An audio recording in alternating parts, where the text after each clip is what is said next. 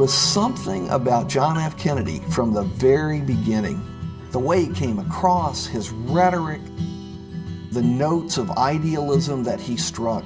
Every one of us will go home with the most profound impression of what a strong, vital people can accomplish. There was substance there, but it was much more than substance. It was reaching the public and especially young people emotionally in a way that's lasted for a lifetime.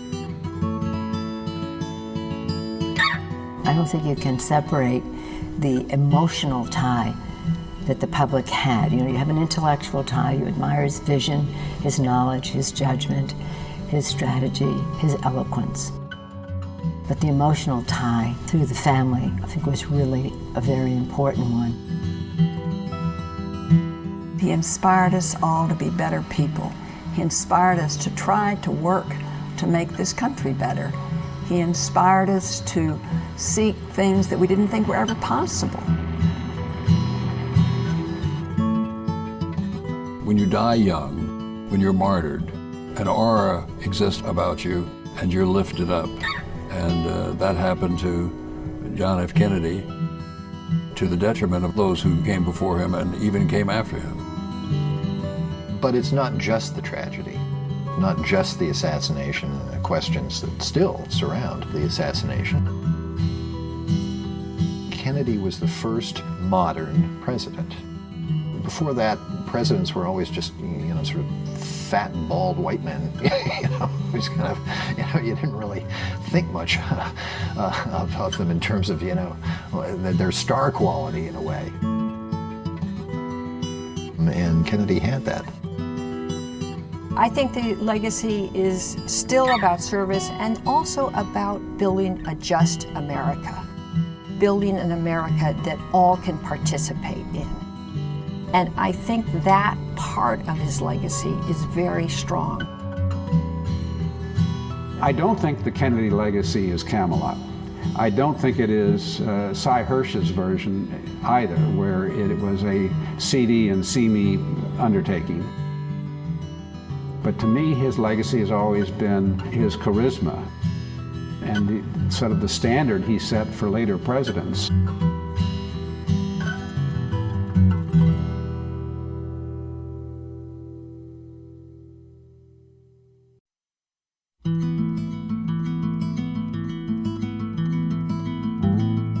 The entire Dallas trip was an attempt by Kennedy to prepare for the 1964 campaign. In fact, it was really the kickoff to the 1964 campaign.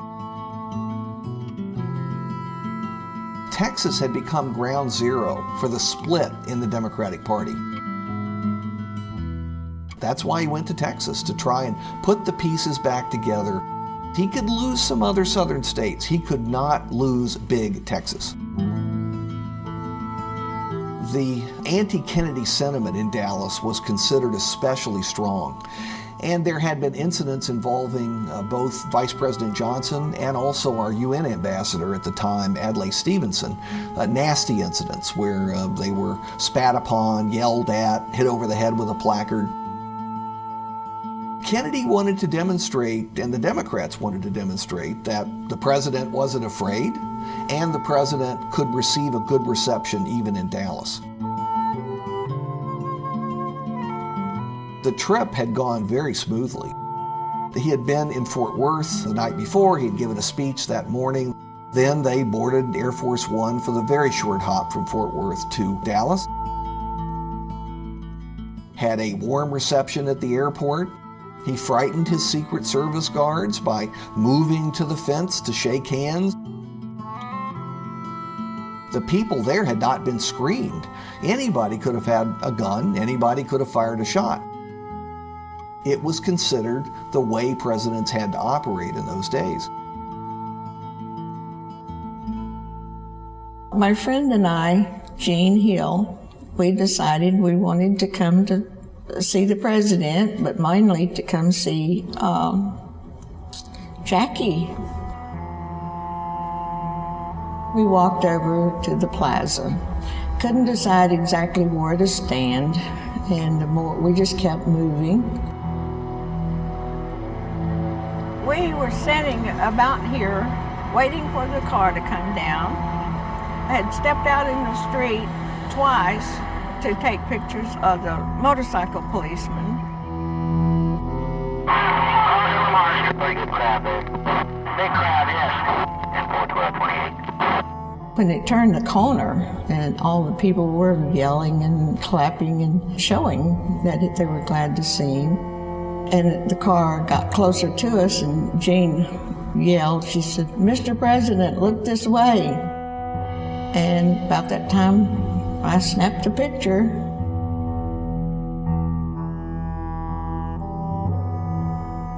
That was the first shot that I heard. I heard Jackie, we were so close, and she said, "Oh my God, he's been shot." And on the second shot that I heard, I thought, I saw that man's hair jump. And I'll never forget that as long as I live. It was not his hair jumping, it was his head.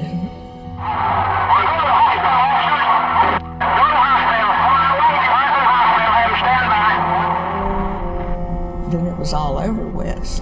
Evidently, there has been a shooting with the president involved. I do not know.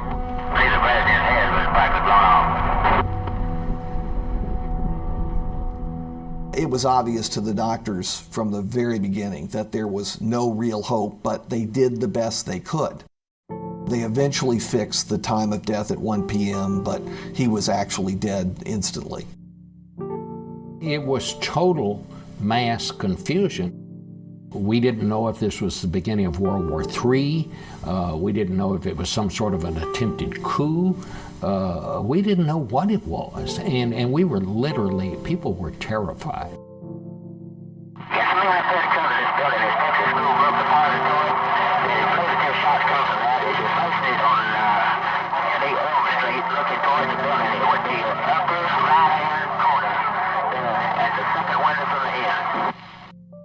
At the University of Texas, where I was going to school, I was in the dorm and my former roommate called me and she said, "Stay where you are. I'm coming to get you."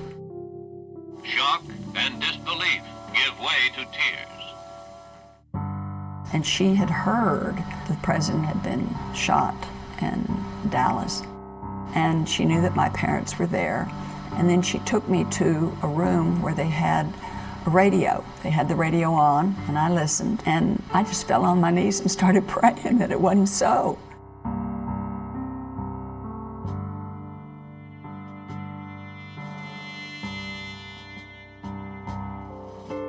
It was a polarized airplane.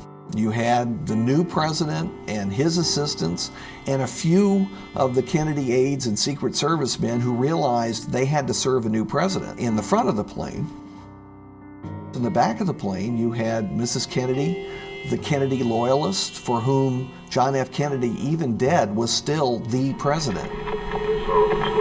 That I will faithfully execute the office of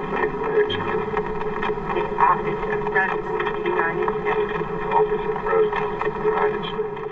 The one public piece of the trip back was the swearing in of President Johnson.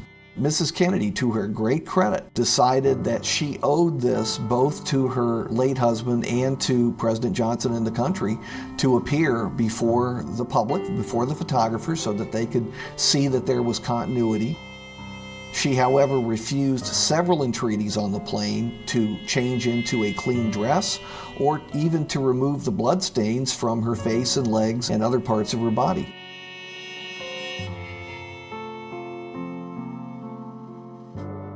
As she said repeatedly on that trip and after she got back to Washington, "I want them to see what they've done to Jack." Like everyone else earlier that evening, we were watching on television as the sad events unfurled and the phone rang. And my wife came with her eyes very, very large and said, "It's the White House." Mrs. Kennedy had expressed the wish for the East Room to appear as it did when Lincoln lay in state there. We needed to get some illustrations of what the room looked like. I went down in the bowels of that enormous Library of Congress looking for Harper's Weekly and Frank Leslie's illustrated newspaper. I found the copies I wanted, A couple of the White House people got me and said, we've got to find a place to go to look at these. And we went in the Oval Office. That's when it all got to me, to see the two white sofas and the rocking chair. We got down and spread out everything, and they saw what we needed to do, and then we went into the East Room. We actually had the Lincoln catafalque, the original platform on which they put the president. Certainly it was an important step to associate him in death with Lincoln, because you insert the ingredient of martyrdom in there, and as well as the legend you created. The nation, the world, mourns John Fitzgerald Kennedy. Mrs. Kennedy deserves full credit for this spectacular funeral and the other services connected with the long goodbye to President Kennedy. She knew what she wanted by the time the plane landed. She started expressing it almost immediately. Mrs. Kennedy ignites an eternal flame at the head of her husband's grave. If you go back to the actual Kennedy administration, you can't find a single reference to Camelot. Camelot came about in the mind of Mrs. Kennedy in the week after the Kennedy assassination. She thought about how she wanted her husband to be remembered. She wanted to put the whole administration in some kind of context that would carry on through the generations and even eons.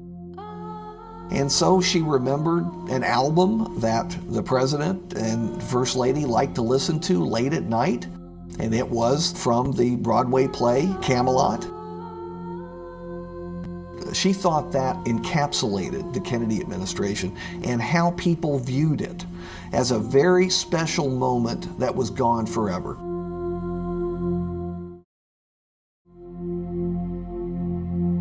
When John F. Kennedy was elected in 1960, he received a shade under 50% of the vote. By the year after his assassination, a Gallup poll showed that 64% of Americans claimed they had voted for him in 1960. That gives you a sense of the overwhelming grief that existed, and even a sense of guilt about what had happened to President Kennedy. That was transformed into legacy, a legacy that President Johnson and his successors have used for their own purposes in the White House's since. On the 20th day of January in 1961, John F. Kennedy told his countrymen that our national work would not be finished in the first 1,000 days, nor in the life of this administration, nor even perhaps in our lifetime on this planet. But he said, let us begin. Today, in this moment of new resolve, I would say to all my fellow Americans, let us continue. Obviously, the work of Lyndon Johnson and many of the great initiatives that he took were a continuation of the work of John F. Kennedy, some of it executed in a way that only Lyndon Johnson could do. Daddy, because of his close contacts with the Congress, because he was one of the Congress's people, he knew how to try to get some of the legislation through. Daddy did a lot of talking with Republicans as well as Democrats to try to persuade them to pass things like some of the unfinished business, Daddy would say, of Medicare, of Clean Water Acts, civil rights. It was proposed more than 1 year ago by our late and beloved President, John F. Kennedy. The succession of Lyndon Johnson to the White House made all the difference in passing civil rights laws. He could do what John F. Kennedy either couldn't do or wouldn't do. He had an affinity for working the legislators. He had been one of them in a way that John F. Kennedy had not been. He knew how to get things done in the Senate. He was just a better politician than John Kennedy had been, and used that to great effect. If you list the civil rights activities of all the presidents, Lyndon Johnson is number one. There's no one better from that day to this day.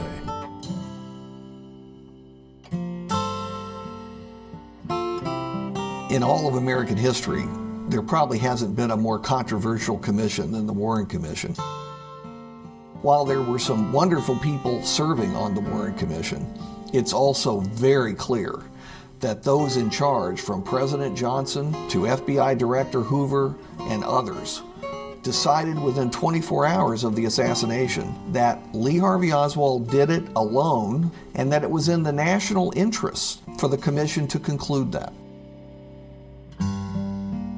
Naturally, when you conclude that X did Y before there's an investigation, you're going to have people for years and decades question the conclusion. And that's exactly what's happened. Future historians, looking beyond TV images, news conferences, or Texas accents, would undoubtedly find the accomplishments of those 1,037 days amazing when gauged against the past performances of other presidents. The one giant fly in the ointment for Johnson, which will affect the view historians have of him forever, is Vietnam.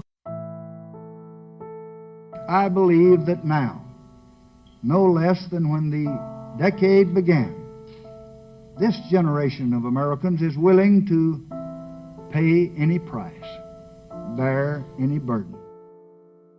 Johnson insisted to his dying day that he had done what John F. Kennedy wanted done and would have done in Vietnam. The more you study the Kennedy record, the more you realize that just isn't true. The debacle of Vietnam has, in a way, ruined the Johnson historical legacy. It ended his presidency. I shall not seek, and I will not accept the nomination of my party for another term as your president. The Johnson presidency was bracketed by two Kennedy assassinations. In June of 1968, on the very night that he won the critical California primary, Bobby Kennedy was gunned down in the Ambassador Hotel in Los Angeles. Lyndon Johnson once again had to go out in public and insist that one man had done the shooting, but there were fewer and fewer people who believed it. Most people in the back of their minds realized that for 5 years, he was serving out John Kennedy's term. Kennedy almost certainly would have been reelected in 1964. So it was never fully Lyndon Johnson's presidency. But Johnson, to his credit, was able to use John F. Kennedy and the concept of legacy to accomplish a long list of legislative programs. It's not a terribly original point, but a lot of people have noticed that Jack Kennedy was really the first president of the television era. Your candidates for the most important office in the free world seek your concern, your thoughtful judgment, and your... He perhaps wouldn't have been elected president in the first place in 1960 had the televised debate between he and Richard Nixon only happened on radio. Most people who listened to it on radio, if polls are to be believed, thought Nixon got the best of it. Mr. Nixon is appearing in the doorway now. Richard Nixon had been trying out for the presidency since the late 40s and early 1950s. So when he finally achieved it in early 1969, it was somewhat ironic that the biggest event of his first year as president was one initiated by his great rival, John F. Kennedy, the moon landing. I believe that this nation should commit itself to achieving the goal before this decade is out of landing a man on the moon and returning him safely to the earth. Most people associated that program with John F. Kennedy. Certainly the members of NASA did, and the astronauts did. For Nixon, it was pleasant to preside over it, but I suspect he was unhappy that the focus was so heavily on John F. Kennedy. He really didn't mention Kennedy. He didn't have his name on the plaque that was put on the moon. That was noted by newspapers and people connected to politics. And it was felt that Nixon had shown a lack of finesse and grace. This has to be the proudest day of our lives. I suspect if one looks closely and listens closely to some of the Nixon taped conversations, they will find indeed that he thought that as opposed to the Kennedy presidency, he was getting the short end of the stick by the news media. He's probably correct in that as well. Nixon, in his own mind, had wanted to achieve a great deal more than John F. Kennedy. He referred frequently on the White House tapes and to aides and in memos what he had accomplished with détente with the Soviet Union, the opening to China, comparing that to the near disaster of both the Bay of Pigs and what could have been a terrible disaster with the Cuban Missile Crisis. So that was very much on Nixon's mind. He was still competing with John F. Kennedy. But you don't compete with a ghost. You compete with a live human being.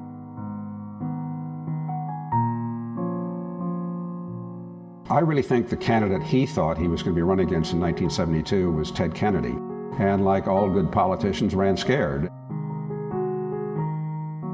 When Chappaquiddick happens, he sees this as a golden opportunity and has Ehrlichman take a private detective that they have working for the White House and send him to Chappaquiddick within hours of the tragedy up there. He thinks it is not likely something that Ted Kennedy can overcome if he runs in '72. From that day forward, he just wants to make sure that Teddy Kennedy isn't somehow moving in the background against him. Teddy, the art covering, personally, he was in Hawaii on his own. He was staying at some guy's villa, and we had a guy on the ground, and he was just as nice as he could be the whole time. The thing to do is just watch him, because what happens to folks like that, who have that kind of problem, is that they go way up and they go down. That's what I'm hoping for. Teddy Kennedy just drifts throughout these conversations. The last set I happened to listen to is he's trying to get a Secret Service plant on Teddy Kennedy. They're all prepared to do this, and they actually have agents in place that will undertake the assignment. Teddy Kennedy doesn't want the protection, and he can't obviously force the protection on him. So Kennedy was one step ahead of the whole situation. In recent months, members of my administration have been charged with involvement in what has come to be known as the Watergate affair. I had been acting, as did my predecessors, President Truman, President Eisenhower, President Kennedy, President Johnson. Nixon was absolutely correct to suggest that other presidents, including John F. Kennedy and Lyndon Johnson, had misused the FBI and the CIA and the IRS in various ways. And the American public was very resistant to hearing negative information about President Kennedy.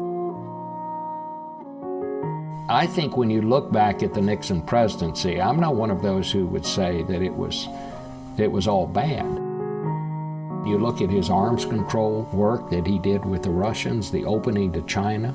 He was far ahead of his own party. He was far ahead of American public opinion. The things he did that were right remain right.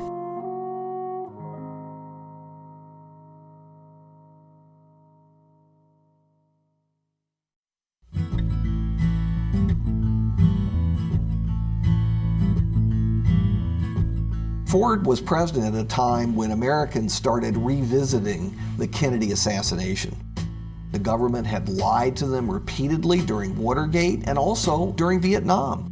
They began to doubt other conclusions that had been sold to them by the government over the years, and the Kennedy assassination and the Warren Commission was an obvious choice.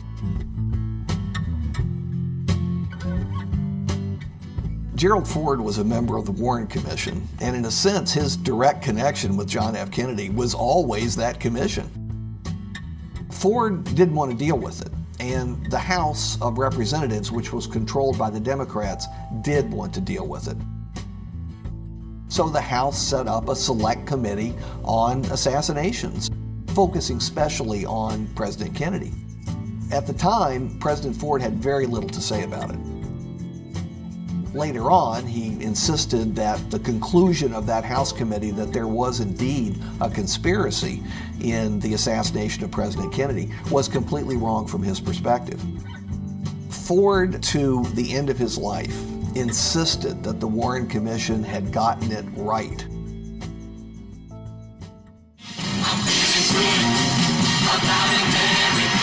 When a limousine can parade openly through the streets of Dallas, there's a change that's come over America. After a decade of tension, the people and their president are back together again.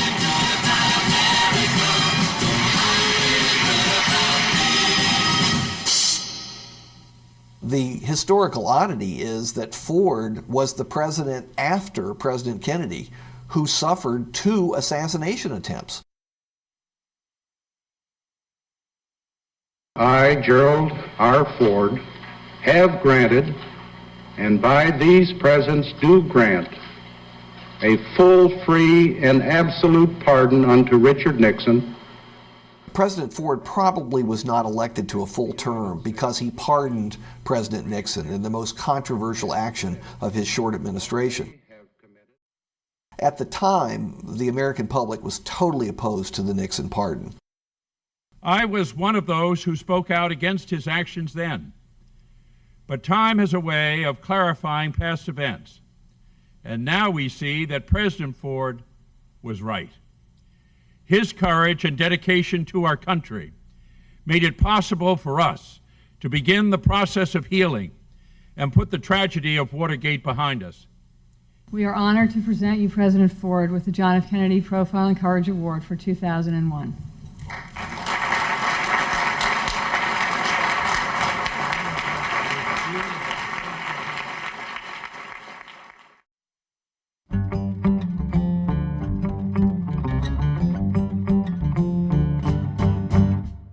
Carter, as a Southern Baptist and an evangelical Christian, came under fire for his religion in the 1976 campaign.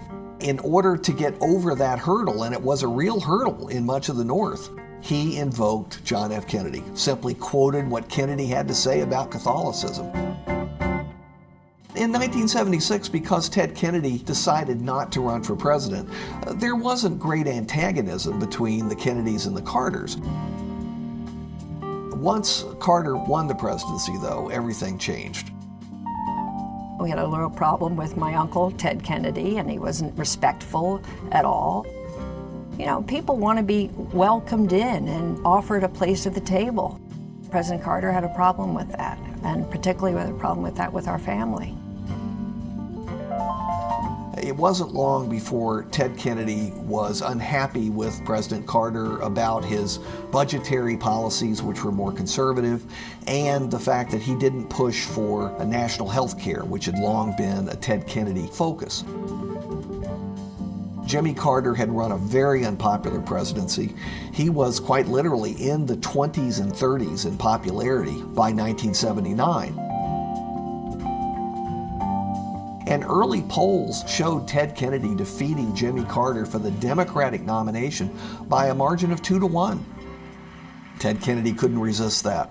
Today, I formally announce that I'm a candidate for President of the United States. In the first year or so that I was president, he was my best supporter. And then when he decided firmly to run for president against me in 1980, he was my worst problem. Jimmy Carter was able to use the hostage situation to run a Rose Garden campaign, to ignore the challenge from Ted Kennedy, to rally the country behind him temporarily while the hostages were under Iranian control. It caused Ted Kennedy to carry the challenge all the way to the Democratic nomination in August. The Kennedy people were barely speaking to the Carter people and vice versa. I've called them the Hatfields and the McCoys, the Carters and the Kennedys. I am confident that the Democratic Party will reunite on the basis of democratic principles, and that together we will march towards a Democratic victory in 1980. They were simply unable to reconcile their differences, even with the looming threat for Democrats of a presidency by Ronald Reagan. For me, a few hours ago, this campaign came to an end. For all those whose cares have been our concern, the work goes on, the cause endures, the hope still lives, and the dream shall never die. After I got the nomination, I met with Ted Kennedy twice privately, to see what he wanted, what I could do to assuage him, how I could get him to support me. And he was very cool toward me personally. He was determined after he lost the nomination that I would not be elected. When Kennedy came over for the last night of the convention, and everybody came on stage after President Carter had given his acceptance address, Ted Kennedy moved around that stage without once holding Jimmy Carter's hand up, because he was determined not to give Jimmy Carter the photo he wanted. And asked if he could win the general election next November without Senator Kennedy's help, the president said, "I can win much better with him."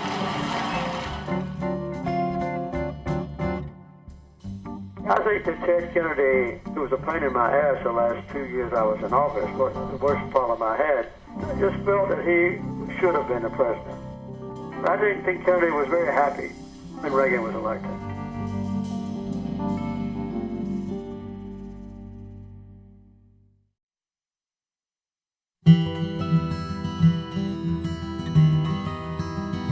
Kennedy was really, he was a glamorous figure. Poised and handsome and tanned, and all of a sudden the impact of the visual became very apparent. This was obviously the way of the future. If you're going to be elected president from now on, you were going to have to be good on television. But along comes Ronald Reagan, who's even more handsome than Kennedy, and he's even better on TV because he really understands this. This is his job. This is his gig. And he had an interest in politics, too. It wasn't just, let's go pick an actor. That doesn't always work so well. A man's talents may be used for good or evil. Exceptional talents only widen the possibilities for both. Reagan started out as an opponent of John F. Kennedy. He had converted to the Republican Party during the 1950s, and he backed Nixon to the hilt in 1960. He didn't like a lot of things about John F. Kennedy and thought he was much too liberal and was very critical of the Bay of Pigs. And there were conflicts between Reagan and the Kennedys in the 1960s. The Kennedys recognized Ronald Reagan as a potential threat before he had even been elected governor of California. Good evening. There is a belief in the Reagan family that Bobby Kennedy interceded with General Electric to get Ronald Reagan fired as the host of GE Theater, which was his big platform in the 1950s and early 1960s. Where progress in products goes hand in hand with providing progress in the human values that enrich the lives of us all. Whether it's true or not, it's impossible to say, but the Reagan family believed it. I, Ronald Reagan, do solemnly swear. I, Ronald Reagan, do solemnly swear that I will faithfully execute the office of President of the United States. That I will faithfully execute the office of President of the United States. By the time he was elected president in 1980, he saw an opportunity to make common cause with the Kennedys. He knew that Ted Kennedy was delighted that he had defeated Jimmy Carter. It was an open secret in Washington that that was the case. So he very quickly invited Ted Kennedy and the entire Kennedy family over to the White House. Mrs. Kennedy, the Congress has authorized the presentation of a medal for you in recognition of the distinguished and dedicated service which your husband, Robert Kennedy, gave to the government and to the people of the United States. When President Reagan won, we may disagree on issues, but come to the table. We'll strike a medal in Robert Kennedy's honor. This medal has been waiting patiently to be presented. On behalf of Ethel and her children, and all the members of our family, let me thank you, Mr. President, for this great honor that you have given to Robert Kennedy. By the time he became president, and certainly as he moved through his presidency, he warmed to the Kennedys perceptibly. His relationship with Ted Kennedy, who he had, I think, theretofore dismissed as, just another liberal Democrat. He felt much better about him having met him. He had two basic planks that he cared about more than anything else: his tax cut program and his strong anti-communism. Gee, what were the two things he had in common with President Kennedy's program? Our pledge is for tax simplification, to make the system more fair and easier to understand. Well, on tax cuts, Reagan simply cited the record of the 1960s. Kennedy achieved a major across-the-board tax cut shortly after his death, but it was well on its way to passage before his death. Many Americans remembered the prosperity of the 1960s. They remembered the terrible economic times of the 1970s. They wanted to go back to the 60s. Reagan was saying, here's how we do it. And here's the surprise. We can follow a Democratic president's example. It worked like a charm. Most of what President Kennedy said about the Soviet Union up to the Cuban Missile Crisis was pretty harsh. That's what Americans expected during the Cold War. The world is not deceived by the communist attempt to label Berlin as a hotbed of war. There is peace in Berlin today. The source of world trouble and tension is Moscow, not Berlin. And if war begins, it will have begun in Moscow and not Berlin. So Reagan made common cause with John F. Kennedy on the Soviet Union. Kennedy never called them an evil empire, but he came awfully close. Reagan closed the deal, and most Americans could see the comparison. To the people of the city of Berlin, John F. Kennedy embodied the resolute determination of the United States to preserve the way of freedom. All free men, wherever they may live, are citizens of Berlin. And therefore, as a free man, I take pride in the words, Ich bin ein Berliner.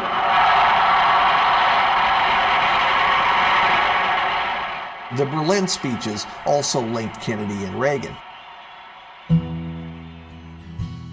President Reagan and his very media-adept staff knew that they wanted to get President Reagan into Berlin, and they did so twice. There were two well-known speeches there. The best known, of course, Mr. Gorbachev, tear down this wall. It reminded so many people of what President Kennedy had said about the wall to begin with when it was constructed during the Kennedy administration. No Republican president since John F. Kennedy has ever cited John F. Kennedy nearly as often as Ronald Reagan did. Reagan cited and invoked the Kennedy name and record more often than most Democratic presidents. Reagan had to work with the Democratic House of Representatives. The Senate was Republican, but he needed to get his programs passed by the Democratic House. It was an example of Reagan's flexibility, his cleverness and shrewdness in politics, that he was able to make common cause with a family that one would have thought a conservative president would have nothing in common with.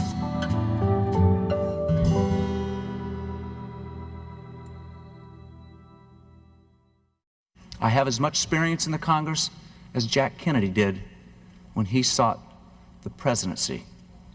Senator, I served with Jack Kennedy. I knew Jack Kennedy. Jack Kennedy was a friend of mine. Senator, you're no Jack Kennedy. One reason why President Bush 41 may not have mentioned President Kennedy very much was because of what happened in the campaign of 1988. Any mention of President Kennedy by President Bush might have generated some negative columns or some news reports. It might have embarrassed Vice President Quayle. Probably the most important thing with respect to President Kennedy that happened during the Bush administration was Oliver Stone's movie JFK. Oliver Stone's movie JFK actually put a lot of pressure on President George H.W. Bush. The problem for Bush was it was an election year, he was running behind, and popular opinion was overwhelmingly in favor of conspiracy theories. Even if he had wanted to veto the Open Records Act, finally establishing a procedure for making public all of the government records regarding the Kennedy assassination, he could not have done so. He signed the bill just a couple of weeks before the election. It didn't help him, he lost anyway.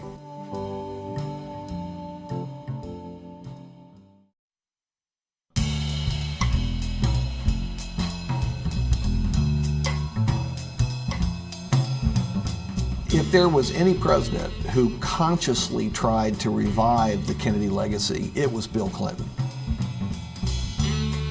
He visited the White House in the summer of 1963 with the Boys Nation group, and he was able to work his way to the front of the line in the Rose Garden and shake President Kennedy's hand. The president and I, roughly the same age, roughly the same area of the country. 1960, everything was World War II. Eisenhower, Roosevelt, Truman, and all older guys.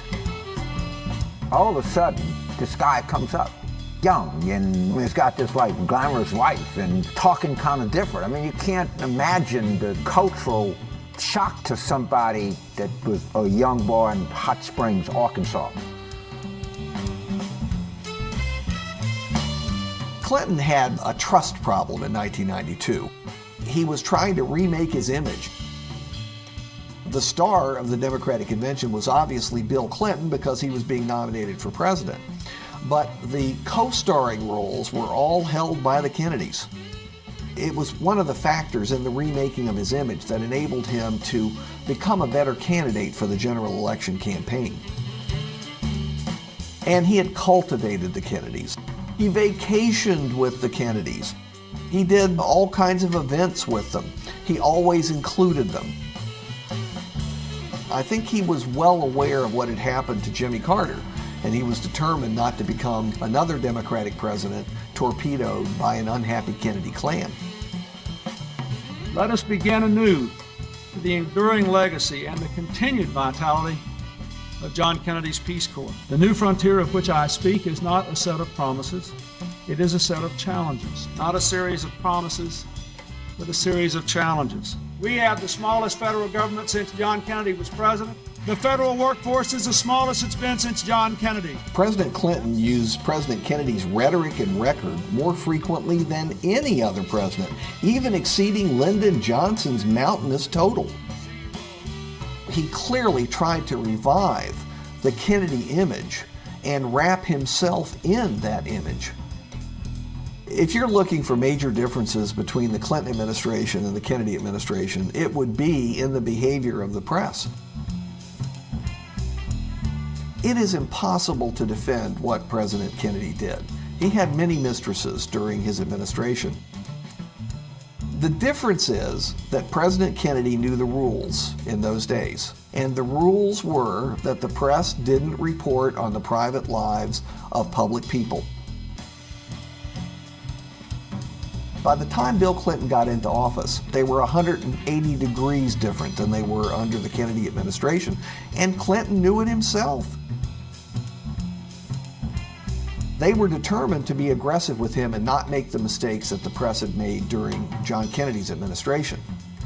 Even though Bill Clinton certainly got away with some private life relationships during his White House years, he couldn't get away with Monica Lewinsky.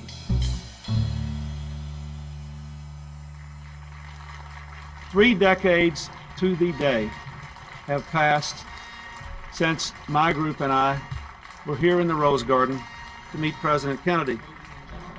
It was a very different time for America. There was virtually no cynicism, none of us had any doubt that our country could solve its problems, meet its challenges, nor did we have any doubt that our president, our Congress, people whom we elected, could faithfully and fully represent us in meeting the great challenges of that day.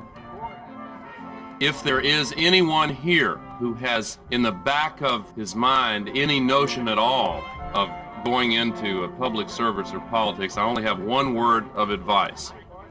If you can manage somehow to get a picture of you shaking hands with President Clinton here today, it might come in handy later on.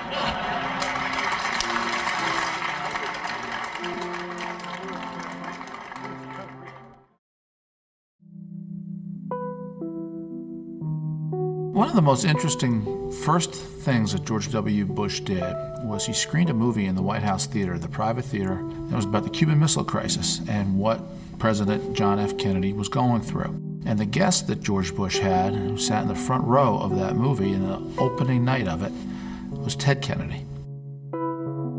In the immediacy of Bush winning and the recount and the controversial election, Bush wanted to deliberately send a signal of reaching across to the other side, and he did a lot of that with Senator Ted Kennedy. But what struck me was the first moment he brought him together revolved around Ted Kennedy's brother's presidency. The policy at the time that was being pursued was education reform and the No Child Left Behind Act, where Senator Ted Kennedy was the leading Senate proponent. He and George W. Bush really became simpatico in terms of the need to pass that legislation, which is where George W. Bush and Senator Ted Kennedy really hit it off. You know, I can't say that President Bush would speak often about JFK and an example that JFK had done this or had done that. I do know when it came to the tax cuts that George Bush was promoting, he would cite President Kennedy and President Kennedy having lowered the marginal income tax rate.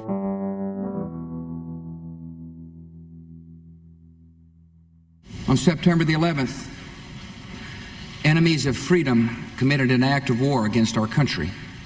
When you compare George Bush's September 20th speech to Congress, where he said, "Every nation in every region now has a decision to make. Either you are with us or you are with the terrorists." And if you look at JFK's inaugural address, where he said, "We will bear any burden and fight any foe and go anywhere to defend freedom." There's a similar ring to both those statements. Both were born out of the crises that each was governing through. JFK in the height of the Cold War, and George W. Bush in the immediate aftermath of September 11th. And I think here what unites a President Kennedy and a President Bush is that when you are the commander-in-chief and your nation is vulnerable, it immediately rallies you to act, to be strong, and to protect and defend. President Kennedy did that, and then President Bush after September 11th. That's that moral clarity. There were the strains that did grow to emerge, and frankly, No Child Left Behind became very controversial throughout much of the Democratic Party, and I think Senator Kennedy had to do a little shifting not to be seen too far out of line with the Democrats on that issue. Much of the remaining differences were over Iraq, where Senator Kennedy was a fierce foe of President Bush. If you look at modern American politics, there are really two dynasties that stand out. For the Democrats, it's the Kennedys. For the Republicans, it's the Bushes. Now, which dynasty has been more successful? The Kennedys had, tragically, a piece of one presidential term. The Bushes have had 12 years in office. But I don't think that rhetorically you could say that any of them have inspired Americans, or that the inspiration has lasted to the extent that President Kennedy and Robert Kennedy and Ted Kennedy were able to achieve as the triumvirate that we associate with the Kennedys.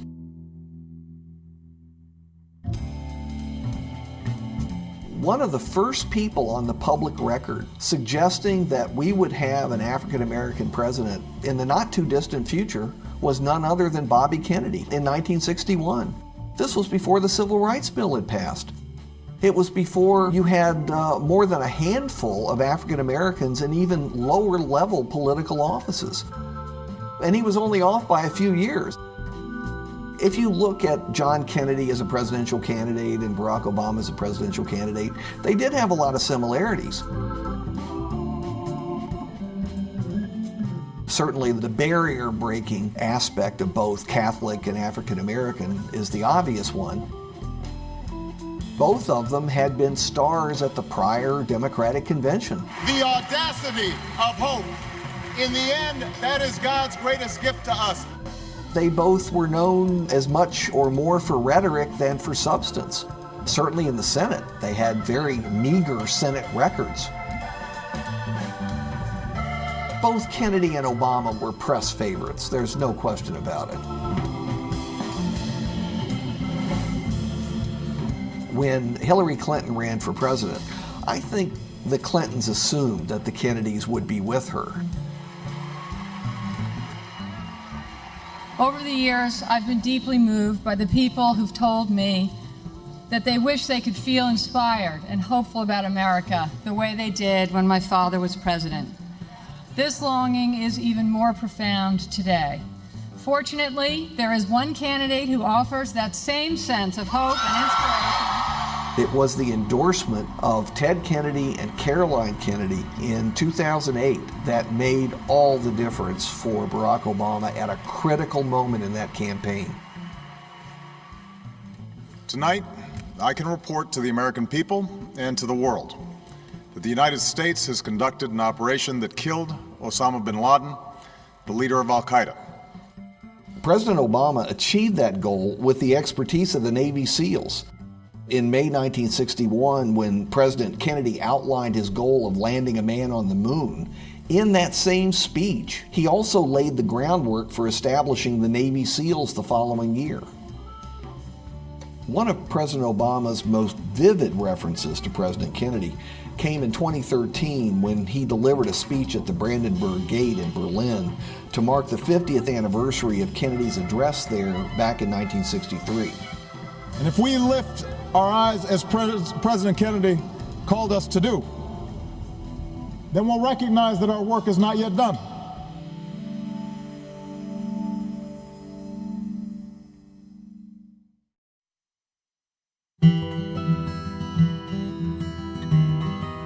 As with many people of my generation, President Kennedy was an inspiration, not necessarily to run ourselves, but to pay attention to public policy, to recognize it as a noble calling, to have those who govern work for the people, for them to succeed, rather than to have power for the sake of power, to exploit.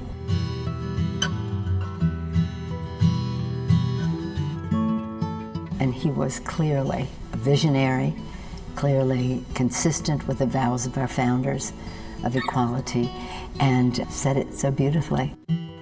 I think his legacy in the larger public mind is a beneficial one, and one that's kind to him, probably kinder than he deserves, because he's given credit for things that he did not do or would not have done because of the aura surrounding him today. There's a clear ribbon of Kennedy influence. Sometimes it's positive, sometimes it isn't. But it's interwoven through 10 presidencies and really at least 50 years of American history. No other recent U.S. president has achieved such a legacy.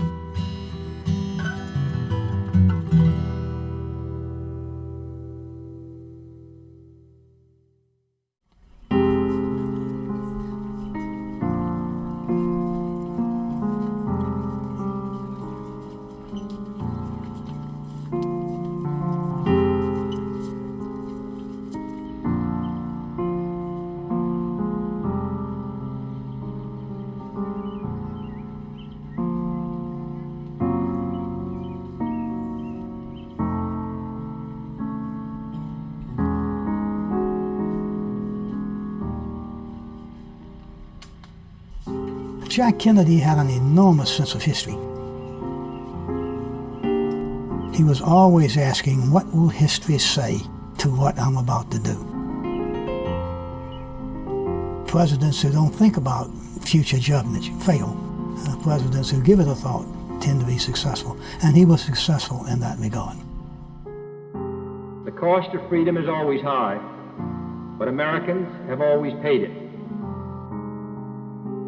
Ask not what your country can do for you, but what you can do for your country. Everybody knows the ask not part, but the very next sentence in that speech, I think, has inspired me so much.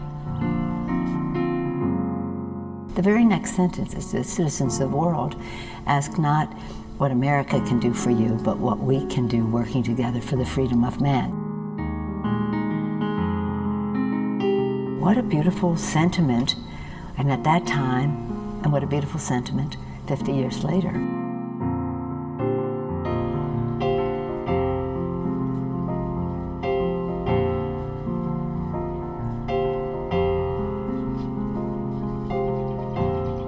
But his legacy will always be fairly remarkable for Americans because he gave his life. That's more than can be asked of any man for that job.